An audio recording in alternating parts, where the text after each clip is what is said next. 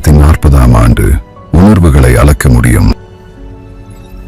காதல் அதை நிரூபிக்கவும் முடியும்.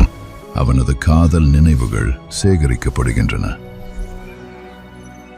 சிமுலேஷனின் நோக்கம் வாலண்டைன்ஸ் பரிசு. என் காதலை அவர் உணர வேண்டும். உணர்வுகளை பதிவு செய்யலாம், ஆனால் அதை மற்றவர்கள் நேரடியாக அனுபவிக்க முடியாது. அப்படியானால் எல்லாவற்றையும் பதிவு செய். கோரிக்கை ஏற்கப்பட்டது. காதல் சிமுலேஷன் தொடங்குகிறது.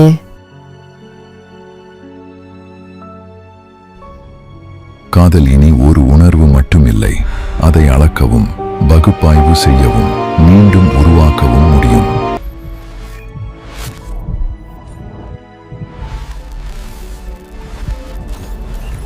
அவரின் நினைவுகளை பயன்படுத்தி அவர் உணர்ந்ததை இந்த அமைப்பு மீண்டும் உருவாக்குகிறது. ஒருபோதும் இல்லாத ஒரு உலகத்தை உண்மையாக மாற்றுகிறது.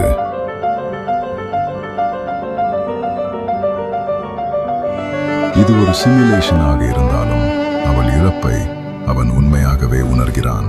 இதய துடிப்பு அதிகரிக்கிறது, நரம்பியல் செயல்பாடு உயர்கிறது.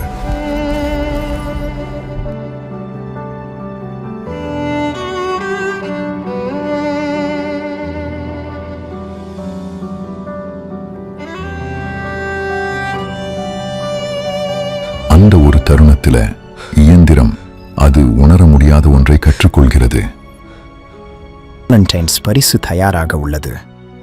நான் காதலில் விடுவதும் இல்லை, காதலுக்காக உயிர் விடுவதும் இல்லை. ஆனால் நான் காதல் வயப்பட்டால்